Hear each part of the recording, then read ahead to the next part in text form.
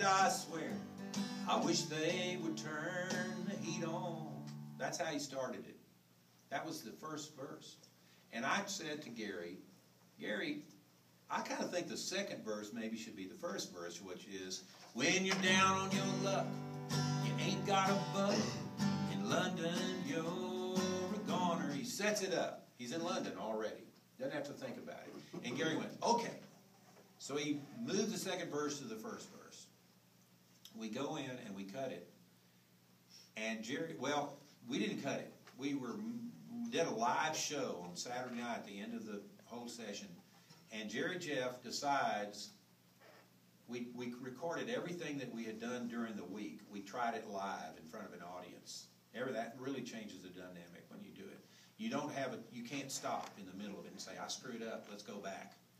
You have to chug on through like a live show. So we did this, and after we had recorded something, I can't remember what it is now, Jerry turns to Gary and goes, do that song you sang to us out under the tree that night about London. We had never rehearsed it, never gone through it once. We'd only heard it once. And Gary starts playing. He's on the piano. When you're down on your luck, you ain't got a buck. In London, you're a goner. Even London Bridge is falling down and moved to Arizona. Now I know why. And so we're coming in. I'm playing the bass. And I'm saying, okay, I'm going to go 1, 4, 5. I'm just trying to grasp it. I'm trying to grasp it. The drummer, okay, So as we go, when we get to the chorus, I want to go home with the armadillo. Everybody goes, yoo-hoo! Because the armadillo where headquarters was down there. Good country music from Amarillo and Abilene. Yeah, Abilene, I'm from Abilene. People are connected all the way. So we finished and we go into the second verse. Well, it's cold over here, and I swear I wish they would turn the heat on.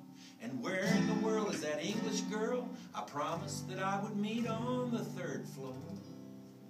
And so he sings the second song. Well, we're not kind of getting to know the song by now. We get to the second chorus, and we're singing it. By that time, people are starting to sing along with us when they hear Home with the Armadillos. Then we do a big lead. And we decide on the spot to do the lead over the chorus. Da-da-da-da-da-da-da, rather than doing the lead over the verse. Da-da-da-da-da-da-da-da. So we do the lead over the chorus. Once again, we're all just kind of falling in. We do the lead. He does the last verse, which is, I decided that I'd get my cowboy hat and I would wander down to Marble Arch Station. Because when a Texan fancies he'll take his chances, chances will be taken, that's for sure.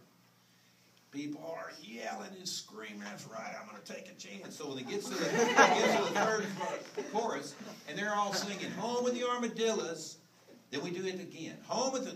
We sing another chorus, and everybody's singing along at that point. And they're screaming and yelling and pouring beer on their heads.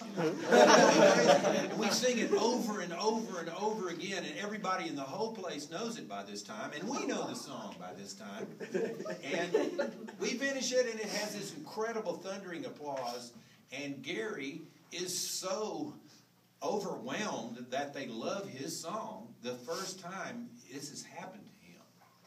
These people love this song, and he's like, he's got this big smile on his face, and he's just, God. And the producer comes out of the beautiful world-class mobile unit, and he goes, hey, the tape broke in the middle of it. You got to do it again. We said, how can we capture this again? But now, at least we knew it. And so it happened that fast, from the thundering applause of the Gary going, wow, to the guy going, you got to do it again. And Gary has to compose himself, and he says, I got to put myself back in that place. Now, what did he mean? He's going to put himself back in London? He's going to put himself back? Where is he going to put himself back?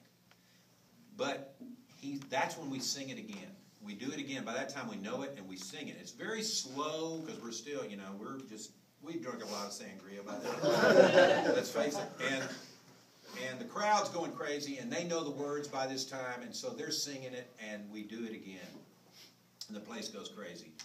And Gary says, I got to put myself back in that place. Now, Jerry Jeff, who is responsible for the final mix, leaves that preamble in there. He decides not to start it with just ding, you know, and you're down your luck. He leaves, I got to put myself back in that place. It becomes part of the song. And also, at the end of it, I wanted everybody to know, because we're recording. We are engaged in the act of recording. The red light is on. Who knows who's going to hear this? We didn't know.